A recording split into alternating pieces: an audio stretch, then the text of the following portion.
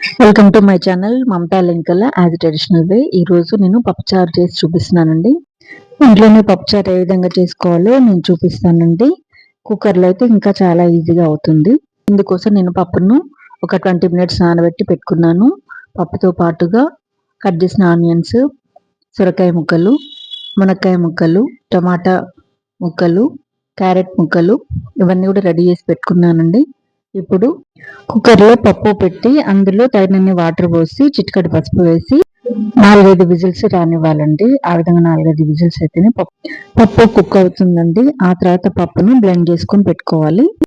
Stove on చేసి cooker stove మీద పెట్టుకొని అందులో ఆయిల్ వేసుకొని ఆయిల్ వేడెక్కినాకనే అందులో ఆవాలు, జీలకర్ర వేసి చిటపటమని వేగిన తర్వాతనే పచ్చిమిర్చి వేసుకోవాలి.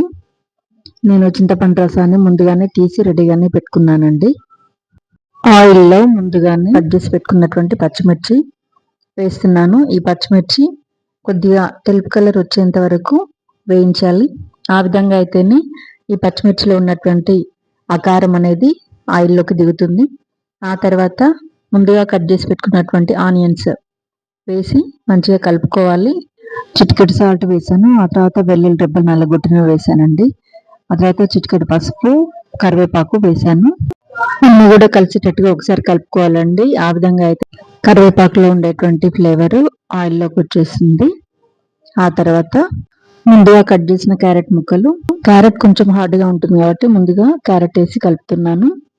ఇది కొద్దిగా వేగినాక అందులో మళ్ళీ కొంచెం ముందుగా కట్ చేసి పెట్టుకున్నటువంటి మునక్కాడలు వేస్తున్నాను. మునక్కాడలు వేసినాక కూడా ఒకసారి కలుపుకోవాలి. వెజిటబుల్స్ అన్ని కూడా వేసి ఈవెన్గా కలపాలండి. ఆ విధంగా కలిపితేనే ఆయిల్లో ఇవన్నీ కూడా ఫ్రై అయ్యి మంచి ఫ్లేవర్ అనేది వస్తుంది.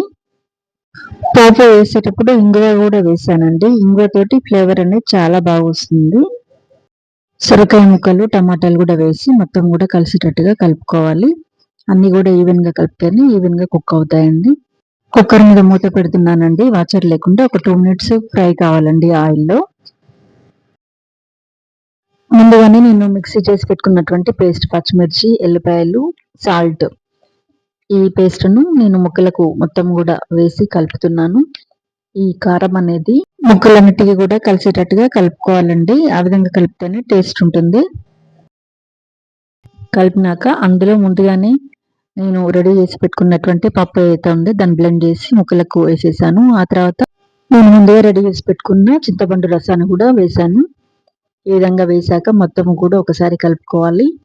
ఆ తర్వాత ఈ విధంగా కలుపుకొని మీడియం ఫ్లేమ్లో పెట్టినాక కుక్కర్ మీద మూత పెట్టేసి ఒక 2 విజిల్స్ వచ్చే వరకు పెట్టుకోవాలి. 2 విజిల్స్ వచ్చాక చారు అనేది చాలా బాగా అవుతుంది. స్మెల్ అయితే చాలా బాగా వస్తుందండి. ఆ తర్వాత గుమగుమలాడే పప్పుచారు రెడీ. దీన్నే సాంబార్ అని కూడా అంటారండి. ఈ విధంగా మీరు కూడా మీ ఇంట్లో ప్రిపేర్ చేసుకోండి, చాలా బాగుంటుంది. ఈ పప్పుచారులో అన్ని రకాల వెజిటబుల్స్ వేసాము కాబట్టి అన్ని విటమిన్స్ అందుతాయండి. కాబట్టి పప్పుచారు కంపల్సరీగా చేసుకోవాలండి. వీక్లీ థ్రైస్ అయినా కానీ చారు ఎంత మరిగితే అంత టేస్ట్ ఉంటుందండి. ఈ వీడియో కనుక మీకు నచ్చినట్లయితే లైక్ చేయండి, మీ ఫ్రెండ్స్కి, రిలేటివ్స్కి షేర్ చేయండి. అలాగే పక్కనే ఉన్నటువంటి బెల్ ఐకాన్ని క్లిక్ చేయండి ఫర్దర్ మోర్ వీడియోస్ కోసం. Thank you.